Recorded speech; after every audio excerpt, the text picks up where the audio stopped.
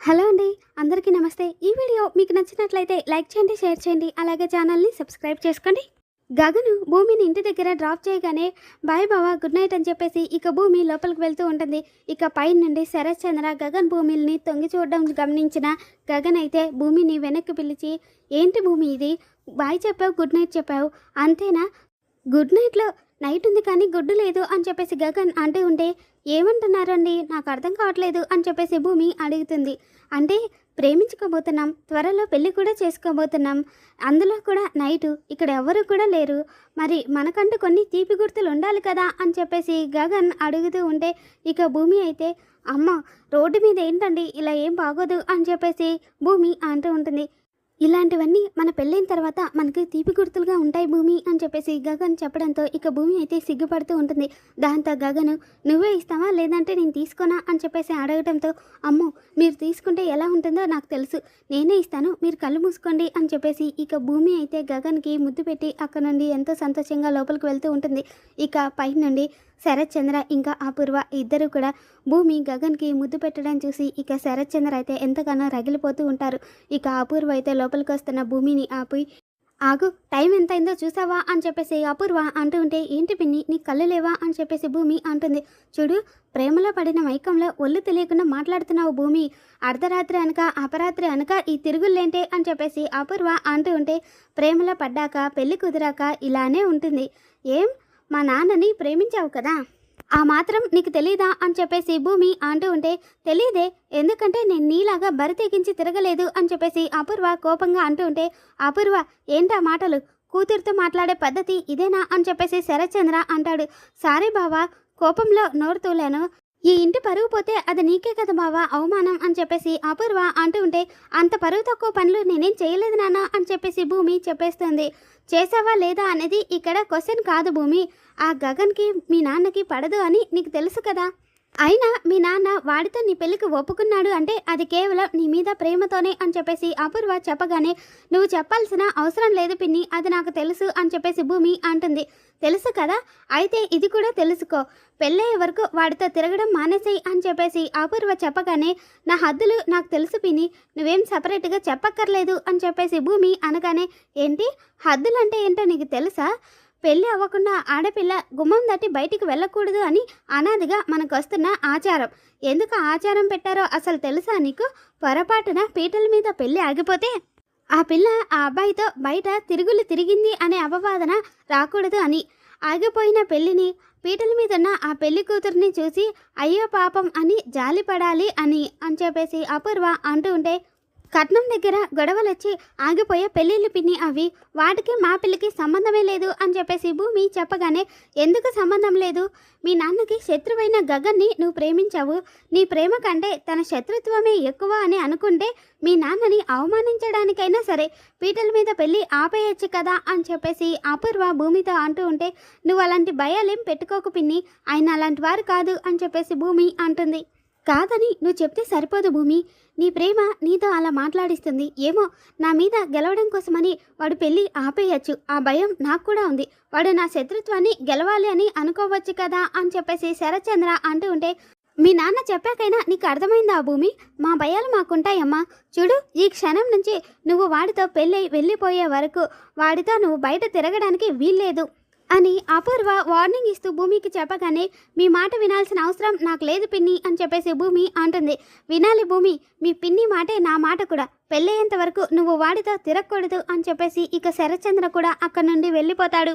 చూడు మీ నాన్న పెళ్ళికి ఒప్పుకున్నారు కదా అని మధ్యలో నేను కూడా అడ్డుపడ్డం లేదు కదా అని చెప్పి నువ్వు నీకు నచ్చినట్టుగా ఆడుతూ ఉన్నావనుకో, ఈ అపూర్వ చూస్తూ ఊరుకుంటుంది అనుకున్నావా అని చెప్పేసి ఇక అపూర్వ కూడా అక్కడి నుండి వెళ్ళిపోతుంది.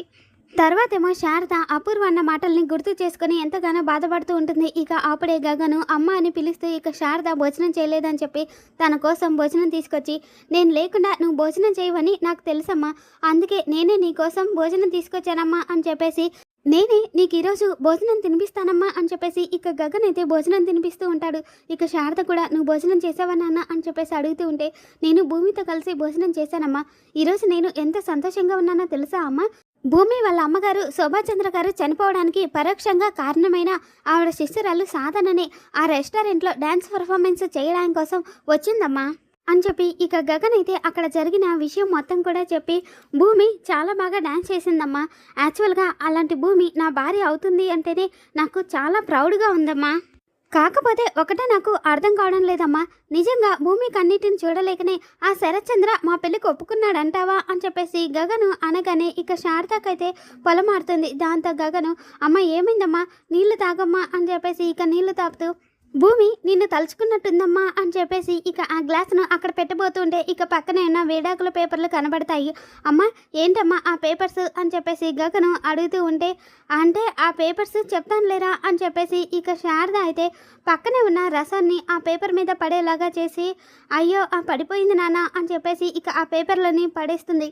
ఏంటమ్మా ఆ కంగారు, ఎందుకు అంతలా కంగారు పడుతున్నావు, అయినా ఆ పేపర్స్ ఏంటమ్మా, ఏముంది అందులో అని చెప్పేసి గగను అడగగానే, అంటే అవి రిజిస్టర్ ఆఫీస్ నుంచి తెప్పించిన పేపర్లురా అవి, అంటే మీ పెళ్ళైన తర్వాత రిజిస్టర్ చేయిద్దామని అని చెప్పేసి శారద చెప్పగానే, అమ్మ నాకంటే కూడా నీకే మా పెళ్ళి గురించి ఆత్రం ఎక్కువైపోతుందమ్మా.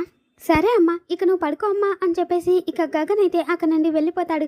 తర్వాతేమో, ఏంటి శారద విడాకుల పేపర్లు నీ కొడుకు చూస్తాడేమో అని చెప్పి అంతలా కంగారు పడిపోతూ ఉన్నావు, చూస్తే మంచిదే కదా, శాశ్వతంగా తనకు నచ్చని నాన్న ఈ ఇంటికి రాడు అని ఎంతగానో సంతోషపడతాడు కదా, మరి నువ్వెందుకు అంతలా కంగారు పడిపోయావు?